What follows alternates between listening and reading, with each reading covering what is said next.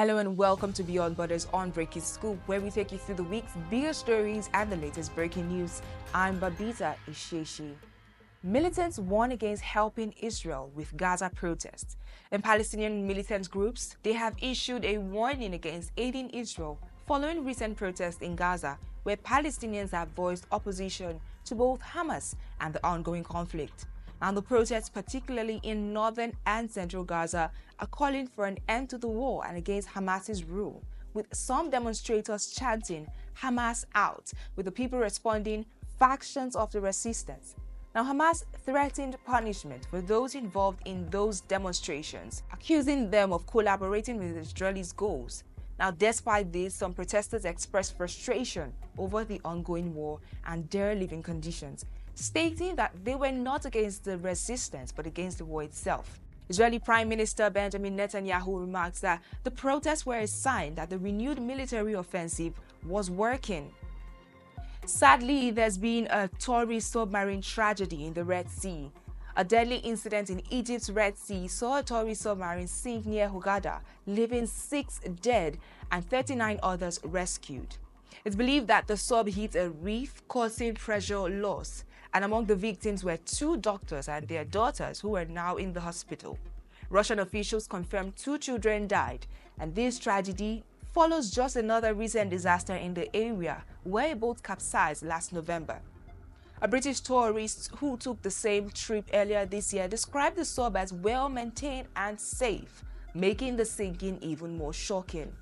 Zelensky urges the United States to resist Russian demands. Ukrainian President Zelensky is urging the US to hold firm against Russia's demand to lift sanctions for a Black Sea ceasefire.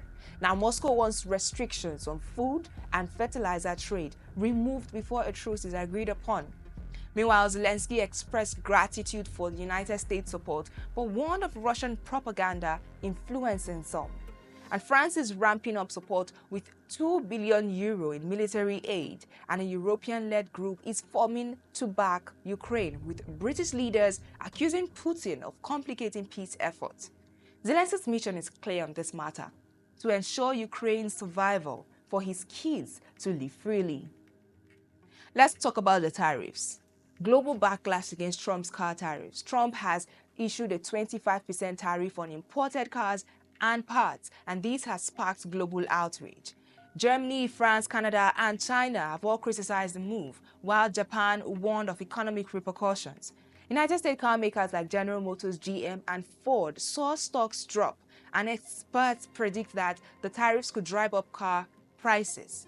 Now, Trump argues it will help the United States manufacturing, but many believe it will hurt jobs and increase inflation.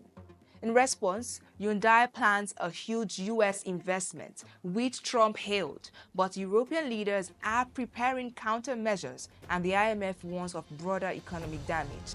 French prosecutors are seeking a 7-year prison sentence for former President Nicolas Sarkozy over allegations that his 2007 presidential campaign was secretly funded by Libya under the presidency and leadership of Muammar Gaddafi. They've also asked for a €300,000 fine and a 5-year ban on him holding public office.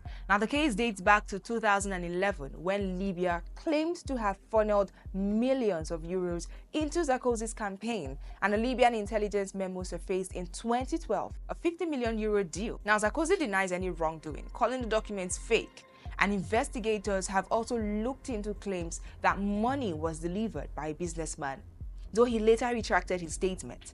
Sarkozy has already faced other convictions, but this case is seen as the most significant, and if convicted, he would be the first former French president to be found guilty of accepting illegal foreign campaign funds, a verdict which is expected later this year.